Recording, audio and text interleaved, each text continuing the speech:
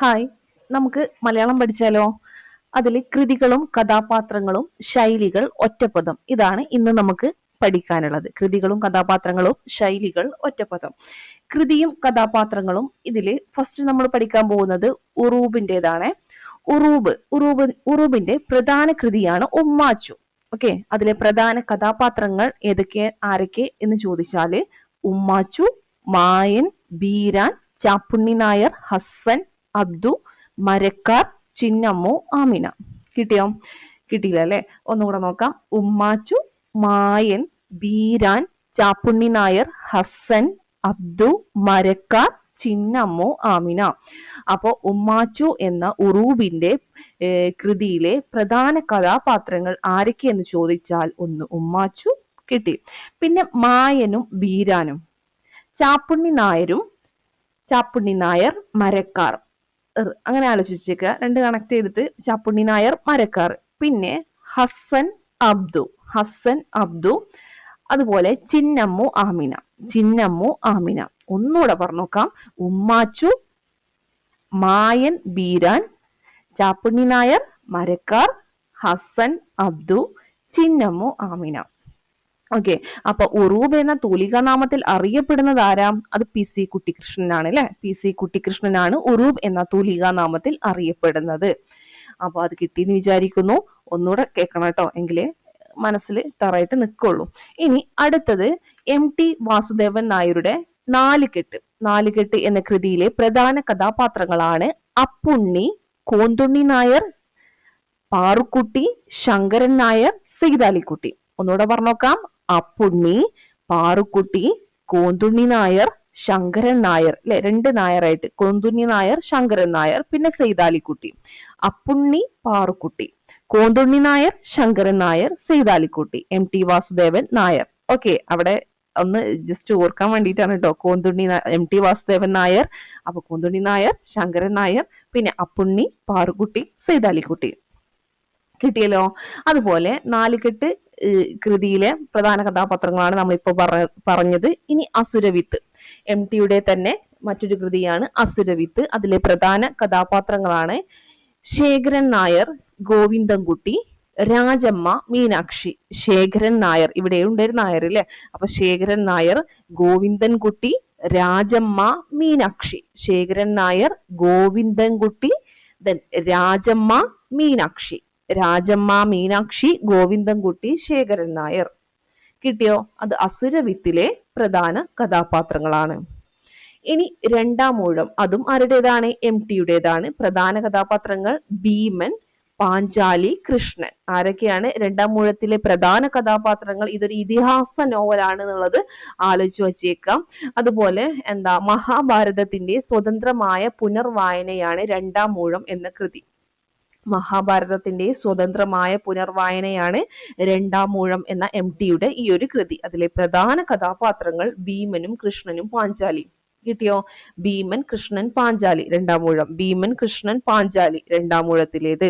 ഇതൊരു ഇതിഹാസ നോവലാണ് എന്നുള്ളതും ഭാരതത്തിന്റെ സ്വതന്ത്രമായ പുനർവായനയാണ് രണ്ടാം ഊഴം എന്ന കൃതി എന്നുള്ളത് കൂടെ ആലോചിച്ച് വെച്ചേക്കുക. പിന്നെ പ്രധാനപ്പെട്ട ഒരു കൃതിയാണ് മഞ്ഞിലെ MTയുടെ മഞ്ഞ്. ഒരുപാട് തവണ ചോദിച്ചിട്ടുള്ളതാണ്. വിമല, അമർ സിംഗ്, ഇതൊക്കെ ഏത് കൃതിയിലെ കഥാപാത്രങ്ങളാണ് എന്ന് ചോദിച്ചിട്ടുണ്ട്. MTയുടെ മഞ്ഞിലെ കഥാപാത്രങ്ങളാണ് വിമല, അമർ സിംഗ്, ബുദ്ധു. മഞ്ഞ് ഒരു ബോധധാര നോവലാണ്. മഞ്ഞ് എന്താണ്? ഒരു ബോധധാര നോവലാണ് എന്നുള്ളതും കൂടെ കൂട്ടത്തിൽ പഠിച്ചു വെച്ചേക്കുക. ഓക്കെ ആണല്ലോ. ഇനി അടുത്തതാണ് നിന്റെ ഓർമ്മക്ക് എന്നുള്ളതും MTയുടെ മറ്റൊരു കൃതിയാണ്. പ്രധാന കഥാപാത്രങ്ങൾ ലീലയാണ്. നിന്റെ ഓർമ്മക്ക് എന്നുള്ള കൃതിയിലെ പ്രധാന കഥാപാത്രം എന്ന് പറയുന്നത് ലീലയാണ്. നിന്റെ ഓർമ്മക്ക് ലീല. അങ്ങനെ എന്ത് ചെയ്യാ? ഒരുമിച്ച് അങ്ങോട്ട് പഠിച്ചു വെക്കോട്ടോ. ഓക്കെ, നിന്റെ ഓർമ്മക്ക് ലീല. ഇനി ഇരുട്ടിന്റെ ആത്മാവും ആരുടേതാണ്? MTയുടേതാണ്. ഭ്രാന്തൻ വേലായുധൻ. കണക്ഷൻ കിട്ടുന്നുണ്ടല്ലോ. ഇരുട്ടിന്റെ ആത്മാവ്, ഭ്രാന്തൻ വേലായുധൻ. ഓക്കെ, അപ്പൊ നമുക്ക് MTയുടെ കൃതികൾ ഒന്നുകൂടെ പറഞ്ഞു നോക്കാം. നാലുകെട്ട്, അസുരവിത്ത്, രണ്ടാം മൂഴം, മഞ്ഞ്, നിന്റെ ഓർമ്മക്ക്, ഇരുട്ടിന്റെ ആത്മാവ്. ഓക്കെ, അപ്പോ ശേഖരൻ നായർ ഏതിലേതാണ്? അസുരവിത്തിലേതാണ്. ഗോവിന്ദൻകുട്ടി, രാജമ്മ, മീനാക്ഷി അതും കൂടെ അസുരവിത്തിലെ പ്രധാന കഥാപാത്രങ്ങളാണ്.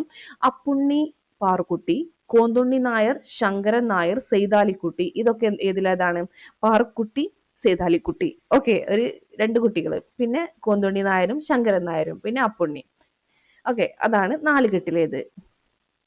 ഓക്കെ, ഇനി അസുരവിത്തിലേത് ശേഖരൻ നായരും ഗോവിന്ദൻകുട്ടിയും പിന്നെ രാജമ്മ, മീനാക്ഷി. രണ്ടാം മൂഴം നമുക്ക് പെട്ടെന്ന് കിട്ടും, ഭീമനും പാഞ്ചാലിയും കൃഷ്ണനും. അതുപോലെ മഞ്ഞിലെ പ്രധാന കഥാപാത്രങ്ങൾ വിമല, അമർസിംഗ്, ബുദ്ധു. ഈ വിമലയും അമർസിംഗ് ഒക്കെ ചോദിച്ചിട്ടുള്ളതാണ്, PYക്കാണ്. മഞ്ഞ് എന്നുള്ളത് ഒരു ബോധധാര നോവലാണ് എന്നുള്ളത് കൂടെ ആലോചിച്ച് വെച്ചേക്കുക. നിന്റെ ഓർമ്മക്ക് പ്രധാന കഥാപാത്രങ്ങൾ ലീല, ഇരുട്ടിന്റെ ആത്മാവ് പ്രധാന കഥാപാത്രം ഭ്രാന്തൻ, വേലായുധൻ. ഓക്കെ, ഇനി അടുത്ത ആളാണ് ആര്? നമ്മുടെ മലയാറ്റൂർ രാമകൃഷ്ണൻ. അദ്ദേഹത്തിന്റെ കൃതിയാണ് വേരുകൾ.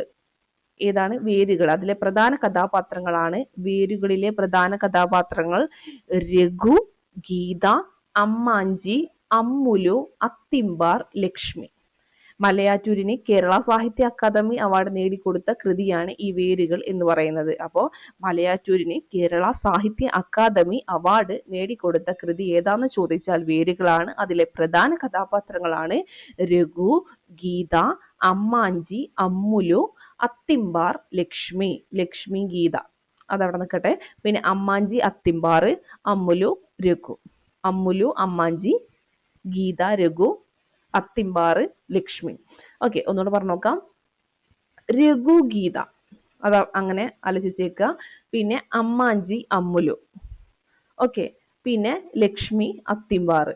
കിട്ടിയോ? ഇനി മലയാറ്റൂരിന് കേരള സാഹിത്യ അക്കാദമി നേടിക്കൊടുത്ത കൃതിയാണെന്നുള്ളത് അറിയാം. കുടുംബ ബന്ധങ്ങളുടെയും സ്നേഹബന്ധങ്ങളുടെയും ഊഷ്മളത ചിത്രീകരിക്കുന്ന നോവൽ ഏതെന്ന് ചോദിച്ചാൽ വേരുകളാണ്. കുടുംബ ബന്ധങ്ങളുടെയും സ്നേഹബന്ധങ്ങളുടെയും ഊഷ്മളത ചിത്രീകരിക്കുന്ന നോവലാണ് വേരുകൾ. ഓക്കെ, അപ്പൊ മലയാറ്റൂരിന്റെ ഒരു കൃതിയാണ് വേരുകള്. മറ്റൊരു കൃതിയാണ് യന്ത്രം. യന്ത്രം എന്നുള്ളത് എന്താണ്? 1979 അദ്ദേഹത്തിന് വയലാർ അവാർഡ് നേടിക്കൊടുത്ത കൃതിയാണ് യന്ത്രം. 1979 വയലാർ അവാർഡ്. ഭരണയന്ത്രത്തിന്റെ ഭാഗമാക്കപ്പെട്ട ബാലചന്ദ്രന്റെ കഥ പറയുന്നതാണ് യന്ത്രം. ഭരണയന്ത്രത്തിന്റെ ഭാഗമാക്കപ്പെട്ട ബാലചന്ദ്രന്റെ കഥ പറയുന്നതാണ് യന്ത്രം എന്ന് പറയുന്നത്. അപ്പൊ ബാലചന്ദ്രൻ എന്തായിരിക്കും? അതിലൊരു കഥാപാത്രമാണ്. പിന്നെ Shekharapillai, Sujatha, James. Shekharapillai, Sujatha, James. Okay, ഒന്ന് പഠിച്ചു വെച്ചേക്കുക. കുറച്ച് ബുദ്ധിമുട്ടായിരിക്കും ആദ്യമായിട്ട് കേൾക്കുന്നവർക്ക്. അല്ലാതെ ഇതൊക്കെ വായിച്ച് അല്ലെങ്കിൽ മുമ്പ് കേട്ടവർക്ക് ഇതെന്താണ് ഈസി ആയിട്ട് നോക്കി പോവാനേ ഉണ്ടാവുള്ളൂ. അപ്പൊ എന്ത് ചെയ്യുക, അറിയാത്തവർ എന്ത് ചെയ്യുക, എന്നും പറയുന്ന പോലെ എഴുതിയെടുക്കുക, പഠിക്കുക കേട്ടോ. ബാലചന്ദ്രൻ, ശേഖരപിള്ള, സുജാത, ജെയിംസ്. സുജാത, ജെയിംസ്, ബാലചന്ദ്രൻ, ശേഖരപിള്ള. 1979 ആർക്ക്? മലയാറ്റൂരിന് വയലാർ അവാർഡ് നേടിക്കൊടുത്ത കൃതിയാണ് യന്ത്രം. ഭരണയന്ത്രത്തിന്റെ ഭാഗമാക്കപ്പെട്ട ബാലചന്ദ്രന്റെ കഥ പറയുന്നതാണ് യന്ത്രം എന്നുള്ളതും കൂടെ ഓർത്തു വച്ചേക്കാം. പിന്നെ VKN എന്നുള്ളത് VKNന്റെ കൃതിയാണ് പയ്യൻ കഥകൾ. VKNന്റേതാണ് പയ്യൻ കഥകൾ. അതിലെ പ്രധാന കഥാപാത്രം പയ്യൻസ്. എന്ത് ഈസിയാ അല്ലെ? പയ്യൻ കഥകളിലെ പ്രധാന കഥാപാത്രമാണ്. VKNന്റേതാണ്. അതുപോലെ പാറപ്പുറത്ത് എന്ന തൂലിക നാമത്തിൽ അറിയപ്പെടുന്നത് ആരാ? KE മത്തായി ആണ്. ഈ KE മത്തായിയുടെ കൃതിയാണ് അരനാഴിക നേരം. KE മത്തായിയുടെ കൃതിയാണ് അരനാഴിക നേരം. അതിലെ പ്രധാന കഥാപാത്രങ്ങളാണ് മാത്തുക്കുട്ടി, ദീനാമ, കുഞ്ഞോനാച്ചൻ എന്നിവർ. ഏതൊക്കെ? മാത്തുക്കുട്ടി, ദീനാമ, കുഞ്ഞോനാച്ചൻ. മാത്തുക്കുട്ടി, ദീനാമ, കുഞ്ഞോനാച്ചൻ ഏതിലെ പ്രധാന കഥാപാത്രങ്ങളാണ്? അരനാഴിക നേരം. പാറപ്പുറത്തിന്റെ, അതായത് KE മത്തായിയുടെ പ്രധാന അരനാഴിക നേരത്തിലെ പ്രധാന കഥാപാത്രങ്ങളാണ് മാത്തുക്കുട്ടി, ദീനാമ, കുഞ്ഞോനാച്ചൻ. മാത്തുക്കുട്ടി, ദീനാമ, കുഞ്ഞോനാച്ചൻ എന്നത്. ഇനി നിണമണിഞ്ഞ കാൽപ്പാടുകൾ, അതും പാറപ്പുറത്തിൻ്റെതാണ്. നിണമണിഞ്ഞ കാൽപ്പാടുകൾ അരനാഴിക നേരം നമ്മൾ പറഞ്ഞു. നിണമണിഞ്ഞ കാൽപ്പാടുകളും ആരുടേതാണ്? KE മത്തായിയുടേതാണ്. അതില് അപ്പുണ്ണി, മാത്യു, സൂസമ്മ എന്നിവർ ഇതിലെ പ്രധാന കഥാപാത്രങ്ങളാണ്. ഇതിലെ നിണമണിഞ്ഞ കാൽപ്പാടുകളിലെ പ്രധാന കഥാപാത്രങ്ങളാണ് ആരൊക്കെ? അപ്പുണ്ണി, മാത്യു, സൂസമ്മ. അപ്പുണ്ണി, മാത്യു, സൂസമ്മ. നമ്മൾ നിണമണിഞ്ഞ കാൽപ്പാടുകളിലെ അപ്പുണ്ണിയെ പോലെ തന്നെ വേറൊരു കഥാപാത്രം കൂടെ അപ്പുണ്ണി എന്ന കഥാപാത്രത്തിൽ വേറൊരു കൃതി കൂടെ ഉണ്ടല്ലോ. അതേത് കൃതിയിലേതാണ്? MTയുടെ നാലുകെട്ടിലും ഒരു അപ്പുണ്ണി ഉണ്ട് അല്ലേ? ഓക്കെ, അപ്പോ അങ്ങനെ. പിന്നെ നമ്പനാറിൻ്റെതാണ് ഉണ്ണിക്കുട്ടന്റെ ലോകം. ഉണ്ണിക്കുട്ടന്റെ ലോകം നമ്പനാര്, അതിലെ പ്രധാന കഥാപാത്രം ഉണ്ണിക്കുട്ടനാണ്. കോവിലൻ, അതായത് വി അയ്യപ്പൻ എന്ന തൂലികാ നാമത്തിൽ അറിയപ്പെടുന്ന കോവിലന്റെ കൃതിയാണ് തട്ടകം. തട്ടകത്തിലെ പ്രധാന കഥാപാത്രങ്ങളാണ് ഉണ്ണീരിക്കുട്ടി അല്ലെങ്കിൽ ഉണ്ണീരി മൂപ്പൻ എന്നൊക്കെ പറയും. അതുപോലെ കൈമളൂട്ടിയും ഉണ്ണീരിക്കുട്ടിയും തട്ടകത്തിലേതാണ്. കൈമളൂട്ടി അതുപോലെ ഉണ്ണീരിക്കുട്ടി. കോവിലൻ എന്നറിയപ്പെടുന്നത് ആരാ? വി അയ്യപ്പൻ. ലളിതാംബിക അന്തർജനത്തിൻ്റെതാണ് വിശ്വരൂപം. വിശ്വരൂപത്തിലെ പ്രധാന കഥാപാത്രങ്ങളാണ് സുധീറും മിസ്സിസ് തലത്തും. സുധീർ, മിസ്സിസ് തലത്ത് അല്ലെങ്കിൽ താഴത്ത് കുഞ്ഞിക്കുട്ടിയമ്മ എന്ന് പറയും. മിസ്സിസ് തലത്തിന്റെ ഇതാണ് താഴത്ത് കുഞ്ഞിക്കുട്ടിയമ്മ. അപ്പൊ മിസ്സിസ് തലത്ത്, സുധീർ, ഇതൊക്കെ ആരുടേതാണ്? അല്ല, ഇതിലെ കഥാപാത്രങ്ങളാണ് വിശ്വരൂപത്തിൽ അല്ലെ. വിശ്വരൂപം ആരുടേതാണ്? ലളിതാംബിക അന്തർജനം. പിന്നെ അഗ്നിസാക്ഷി, അതെല്ലാവർക്കും അറിയാവുന്നുണ്ടാവും. അഗ്നിസാക്ഷി അതായത് പ്രഥമ വയലാർ അവാർഡ്, കേരള സാഹിത്യ അക്കാദമി അവാർഡ്, കേന്ദ്ര സാഹിത്യ അക്കാദമി അവാർഡ്, ഓടക്കുഴൽ അവാർഡ് എന്നിവയൊക്കെ ലഭിച്ച കൃതിയാണ് അഗ്നിസാക്ഷി. ഏത് വർഷത്തിലാണ് വയലാർ അവാർഡ് ലഭിച്ചത്? 1977 പ്രഥമ അല്ലെ ആദ്യത്തെ വയലാർ അവാർഡ് ലഭിച്ച കൃതിയാണ് ലളിതാംബിക അന്തർജനത്തിന്റെ അഗ്നിസാക്ഷി. കേരള സാഹിത്യ അക്കാദമി അവാർഡ് ലഭിച്ചിട്ടുണ്ട്, കേന്ദ്ര സാഹിത്യ അക്കാദമി അവാർഡ്, ഓടക്കുഴൽ അവാർഡ്, ഇതൊക്കെ ലഭിച്ചിട്ടുണ്ട്. അപ്പൊ അഗ്നിസാക്ഷിയിലെ പ്രധാന കഥാപാത്രങ്ങളാണ് തേത്തിക്കുട്ടിക്കാവ് അഥവാ ദേവകി മാനമ്പള്ളി, സുമിത്രാനന്ദ യോഗിനി, ദേവി ബഹൻ. ഓക്കെ, തേത്തിക്കുട്ടിക്കാവ് അതുപോലെ ഉണ്ണി, ഇതൊക്കെ ഏതിലെ? അഗ്നിസാക്ഷിയിലെ പ്രധാന കഥാപാത്രങ്ങളാണ്. തേത്തിക്കുട്ടി കാവ്, അതായത് ദേവകി മാനമ്പള്ളി, സുമിത്രാനന്ദയോഗിനി, ദേവി ബഹൻ. ഓക്കെ ആണല്ലോ. ഇനി ഉണ്ണിയും ഏതിലേതാണ്? ഈ അഗ്നിസാക്ഷിയിലെ പ്രധാന കഥാപാത്രങ്ങളിൽ ഒരാളാണ്. അതുപോലെ മാണിക്യൻ എന്നുള്ളത് ഈ നമ്മുടെ ലളിതാംബിക അന്തർജനത്തിൻ്റെത് തന്നെയാണ്. മാണിക്യൻ എന്ന കാള ഇതിലെ ഒരു കഥാപാത്രമാണ്. കിട്ടിയല്ലോ. പിന്നെ പി കെ ബാലകൃഷ്ണന്റെ ഇനി ഞാൻ ഉറങ്ങട്ടെ അല്ലെ, അറിയാലോ. അതിലെ പ്രധാന കഥാപാത്രങ്ങൾ പാഞ്ചാലി, അതിലെ നായികയാണ് പാഞ്ചാലി, കർണനും കൃഷ്ണനും പാഞ്ചാലി, കർണന്, കൃഷ്ണന്, അതുപോലെ എന്താണ് പാഞ്ചാലി ഇതിലെ ഇനി ഞാൻ ഉറങ്ങട്ടെ, പി കെ ബാലകൃഷ്ണന്റെ ഇനി ഞാൻ ഉറങ്ങട്ടെ എന്നുള്ളതിന്റെ എന്താണ് അതിലെ നായികയാണ്. അതുപോലെ രണ്ടാമത് വയലാർ അവാർഡ് നേടിയ കൃതി ചോദിച്ചാലും ഇനി ഞാൻ ഉറങ്ങട്ടെയാണ്. കർണൻ കേന്ദ്ര കഥാപാത്രമാകുന്ന കൃതിയാണ് ഇനി ഞാൻ ഉറങ്ങട്ടെ. അപ്പൊ ഇതിലെ കേന്ദ്ര കഥാപാത്രം അത് ചോദിച്ചാൽ കർണനാണ്, നായിക ചോദിച്ചാൽ പാഞ്ചാലിയാണ്, പിന്നെ കൃഷ്ണനുണ്ട്. ഓക്കെ ആണല്ലോ. ഇനി എം മുകുന്ദന്റേതാണ് ഏത്? മയ്യഴിപ്പുഴയുടെ തീരങ്ങളിൽ. മുകുന്ദന്റേതാണ് മയ്യഴിപ്പുഴയുടെ തീരങ്ങളിൽ. അതിലെ പ്രധാന കഥാപാത്രങ്ങളാണ് ദാസനും, ലെസ്ലി സായിപ്പ്, കുഞ്ഞനന്തൻ മാസ്റ്റർ, ചന്ദ്രിക, കുറുമ്പിയമ്മ. ദാസനും ചന്ദ്രികയും, ലെസ്ലി സായിപ്പ്, കുറുമ്പിയമ്മ, കുഞ്ഞനന്തൻ മാസ്റ്റർ, ഇതൊക്കെ മയ്യഴിപ്പുഴയുടെ തീരങ്ങളിൽ എന്നുള്ള കൃതിയിലെ മുകുന്ദന്റെ കൃതിയിലെ എന്താണ് പ്രധാന കഥാപാത്രങ്ങളാണ്. പണ്ട് ദാസന്റെ പിറവിക്ക് മുമ്പ് എന്നാരംഭിക്കുന്ന നോവലാണ് മയ്യഴിപ്പുഴയുടെ തീരങ്ങളിൽ. പണ്ട് ദാസന്റെ പിറവിക്ക് മുമ്പ് എന്നാരംഭിക്കുന്ന നോവല്. വെള്ളിയാങ്കല്ല് പശ്ചാത്തലമായി വരുന്ന കൃതിയാണ് മയ്യഴിപ്പുഴയുടെ തീരങ്ങളിൽ. വെള്ളിയാങ്കല്ല് പശ്ചാത്തലമായി വരുന്ന കൃതി ഏതെന്ന് ചോദിച്ചാൽ മയ്യഴിപ്പുഴയുടെ തീരങ്ങളിൽ. ആരുടേതാണ്? മുകുന്ദന്റേതാണ്. പണ്ട് ദാസന്റെ പിറവിക്ക് മുമ്പ് എന്നാരംഭിക്കുന്ന നോവലാണ് മയ്യഴിപ്പുഴയുടെ തീരങ്ങളിൽ.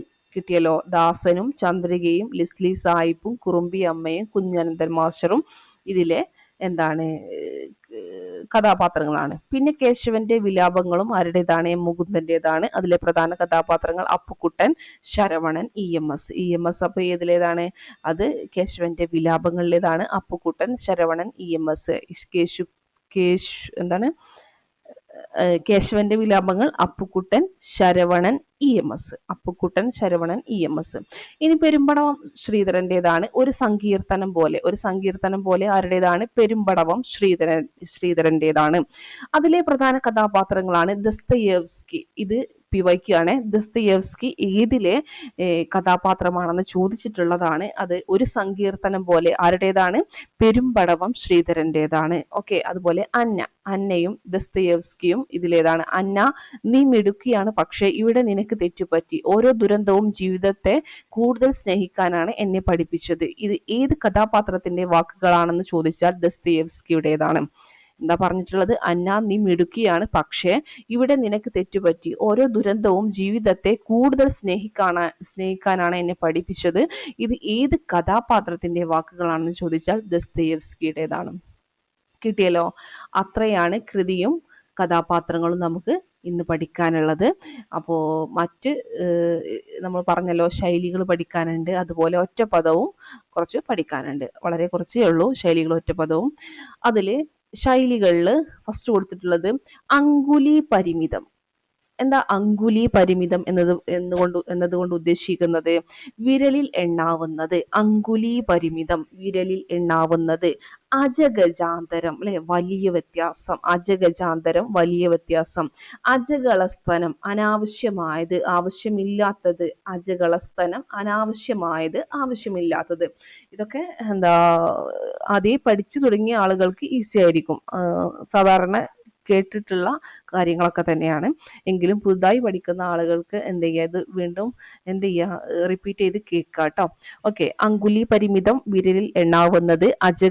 അജഗജാന്തരം, വലിയ വ്യത്യാസം. അജകളസ്തനം, അനാവശ്യമായത് അല്ലെങ്കിൽ ആവശ്യമില്ലാത്തത്. അടിതാളമട്ടിൽ, അടിതാളമട്ടിൽ എന്ന് വെച്ചാൽ സാവധാനം. എന്താണ് അടിതാളമട്ടിൽ? സാവധാനം. അടിക്കല്ല് മാന്തുക എന്ന് വെച്ചാൽ എന്താ ഉദ്ദേശിക്കുന്നത്? അസ്ഥിവാരം തകർക്കുക. അടിക്കല്ല് മാന്തുക, അടിക്കല്ല് മാന്തുക എന്ന് പറഞ്ഞാല് എന്താണ്? അത് മൊത്തം നശിപ്പിക്കുന്ന പോലെയാണ്. അസ്ഥിവാരം തകർക്കുക. ഇനി അടിപ്പലക കാണുക, അവസാനം കാണുക. അടിപ്പലക കാണുക എന്ന് പറഞ്ഞാൽ അതിന്റെ അവസാനം കാണുക. അങ്ങനെയൊക്കെ ഒന്ന് കണക്ട് ചെയ്ത് വെച്ചേക്കാം. അടിയറവ് പറയുക, തോറ്റതായി സമ്മതിക്കുക, അല്ലെ? അടിയറവ് പറഞ്ഞു എന്നൊക്കെ പറയില്ലേ? അപ്പൊ തോറ്റതായി സമ്മതിക്കാം. അടുക്കളക്കുറ്റം, അല്ലെ? ചാരിത്രഭംഗം. അടുക്കളക്കുറ്റം എന്ന് പറഞ്ഞാൽ ചാരിത്രഭംഗം എന്നതാണ് ഉദ്ദേശിക്കുന്നത്. അടുത്തുകൂടുക എന്ന് വെച്ചാൽ സേവ പിടിക്കുക. സേവ പിടിക്കുകയാണ് അടുത്തുകൂടുക. അടുപ്പിൽ ചുറ്റിയ കോഴി. അടുപ്പിൽ ചുറ്റിയ കോഴി എന്ന് പറയുമ്പോൾ എന്താണ്? വീട്ടിൽ തന്നെ കഴിയുന്നവൻ. അടുപ്പിൽ ചുറ്റിയ കോഴി, അടുപ്പിൽ തന്നെ, അതായത് വീട്ടിൽ തന്നെ കഴിയുന്നവൻ. അതാണ് ഇതുകൊണ്ട് ഉദ്ദേശിക്കുന്നത്. അപ്പൊ ഇത്രയും 10 ശൈലികളാണ് ഇന്ന് നമുക്ക് ലക്ഷ്യം പഠിക്കാൻ തന്നിട്ടുള്ളത്. ഒന്നുകൂടെ നോക്കിയാലോ? അങ്കുലി പരിമിതം, വിരലിൽ എണ്ണാവുന്നത്. അജഗജാന്തരം, വലിയ വ്യത്യാസം. അജകളസ്തനം, അനാവശ്യമായത് അല്ലെങ്കിൽ ആവശ്യമില്ലാത്തത്. അടിതാളം മട്ടിൽ സാവധാനം. അടിക്കല്ല് മാന്തുക, അസ്ഥിവാരം തകർക്കുക. അടിപ്പലക കാണുക, അവസാനം കാണുക. അടിയറവ് പറയുക, തോറ്റതായി സമ്മതിക്കുക. അടുക്കളക്കുറ്റം, ചാരിത്രഭംഗം. അടുത്തുകൂടുക, സേവ പിടിക്കുക. അടുപ്പിൽ ചുറ്റിയ കോഴി എന്ന് വെച്ചാൽ വീട്ടിൽ തന്നെ കഴിയുന്നവൻ. ഓക്കെ ആണല്ലോ? ഇനി ഒറ്റപ്പദം. ഒറ്റപ്പദം എന്ത് ചെയ്യാ? ശ്രദ്ധിച്ച് കേൾക്കുക, കൂടെ തന്നെ പറയാൻ നോക്കുക കേട്ടോ. വ്യാകരണ പണ്ഡിതനെ എന്താ പറയാ? വൈയാകരണൻ. എന്താ പറയാ? വ്യാകരണ പണ്ഡിതൻ ആരാണ്? വൈയാകരണൻ. വ്യാകരണ പണ്ഡിതൻ, വൈയാകരണൻ. പറഞ്ഞേ, വ്യാകരണ പണ്ഡിതൻ, വൈയാകരണൻ. ഇനി അലങ്കാര പണ്ഡിതൻ, ആലങ്കാരികൻ. അലങ്കാര പണ്ഡിതൻ, ആലങ്കാരികൻ. എന്റെ കൂടെ പറഞ്ഞോ, അലങ്കാര പണ്ഡിതൻ, ആലങ്കാരികൻ. അലങ്കാര പണ്ഡിതൻ, ആലങ്കാരികൻ. വ്യാകരണ പണ്ഡിതൻ, വൈയാകരണൻ. വ്യാകരണ പണ്ഡിതൻ, വൈയാകരണൻ. അലങ്കാര പണ്ഡിതൻ, ആലങ്കാരികൻ. ന്യായശാസ്ത്ര പണ്ഡിതൻ, നൈയാമികൻ. ന്യായശാസ്ത്ര പണ്ഡിതൻ, നൈയാമികൻ. ന്യായശാസ്ത്ര പണ്ഡിതൻ, നൈയാമികൻ. വേദശാസ്ത്ര പണ്ഡിതൻ, വൈദികൻ. വേദശാസ്ത്ര പണ്ഡിതൻ, വൈദികൻ. തർക്കശാസ്ത്ര പണ്ഡിതൻ, താർക്കികൻ. തർക്കശാസ്ത്ര പണ്ഡിതൻ, താർക്കികൻ. പണ്ഡിതനാണെന്ന് ഭാവിക്കുന്നവൻ പണ്ഡിതമന്യൻ. പണ്ഡിതനാണെന്ന് ഭാവിക്കുന്നവൻ പണ്ഡിതമന്യൻ. പണ്ഡിതനാണെന്ന് ഭാവിക്കുന്നവൻ പണ്ഡിതമന്യൻ. മറുകര കണ്ടവൻ, പാരംഗതൻ. മറുകര കണ്ടവൻ, പാരംഗതൻ. മറുകര കണ്ടവൻ എന്താ പറയാ? പാരംഗതൻ. മറുകര കണ്ടവൻ, പാരംഗതൻ. പണ്ഡിതനാണെന്ന് ഭാവിക്കുന്നവൻ എന്താ പറയാ? പണ്ഡിതമന്യൻ. പണ്ഡിതമന്യൻ. സന്ദർഭവശാൽ, അതായത് പ്രസംഗവശാൽ. സന്ദർഭവശാൽ എന്നതിന്റെ ഒറ്റപദമാണ് പ്രസംഗവശാൽ. പ്രസംഗവശാൽ, സന്ദർഭവശാൽ, പ്രസംഗവശാൽ. അതുപോലെ ഈശ്വര വിശ്വാസം ഇല്ലാത്തവനെ എന്ത് പറയും? നാസ്തികൻ. ഇനി ഈശ്വര വിശ്വാസമുള്ളവരെ ആസ്തികൻ എന്ന് പറയും. ഇതൊക്കെ വിവരിക്കുകയാണ്. ഈശ്വര വിശ്വാസം ഇല്ലാത്തവൻ നാസ്തികൻ, ഈശ്വര വിശ്വാസം ഉള്ളവൻ എന്ത് പറയും? ആസ്തികൻ എന്ന് പറയും. കിട്ടിയല്ലോ. മറുകര കണ്ടവൻ എന്താ പറയാ? പാരംഗതൻ. പാരംഗതൻ. മറുകര കണ്ടവൻ പാരംഗതൻ. സന്ദർഭവശാൽ, പ്രസംഗവശാൽ. പണ്ഡിതനാണെന്ന് ഭാവിക്കുന്നവൻ പണ്ഡിതമന്യൻ. തർക്കശാസ്ത്ര പണ്ഡിതൻ താർക്കികൻ. വേദശാസ്ത്ര പണ്ഡിതൻ വൈദികൻ. ന്യായശാസ്ത്ര പണ്ഡിതൻ നൈയാമികൻ. അലങ്കാര പണ്ഡിതൻ ആലങ്കാരികൻ. കിട്ടിയല്ലോ. പിന്നെ വ്യാകരണ പണ്ഡിതൻ വൈയാകരണൻ. അത്രയാണ് നമുക്ക് പഠിക്കാനായിട്ടുള്ളത്. കൃത്യമായിട്ട് പഠിക്കുക. പഠിച്ചതിന് ശേഷം എന്ത് വേണം? നിങ്ങൾ ലക്ഷ്യയുടെ ടെലഗ്രാം ചാനലിൽ അവർ തരുന്ന എക്സാം കൂടെ പോയി അറ്റൻഡ് ചെയ്ത് നോക്കുക. എങ്കിലേ നമുക്ക് എന്ത് ചെയ്യാൻ പറ്റുള്ളൂ? ഇത്രയും പഠിച്ചത് നമുക്ക് കിട്ടിയിട്ടുണ്ടോ ഇല്ലേ എന്നുള്ളതൊന്ന് ഉറപ്പിക്കാനായിട്ട് പറ്റുള്ളൂ. ഇപ്പൊ ഡെയിലി എക്സാം എഴുതുക. നമ്മുടെ ഓരോ ദിവസവും നമ്മൾ ഇമ്പ്രൂവ് ചെയ്തുകൊണ്ടിരിക്കണം. ഓക്കെ.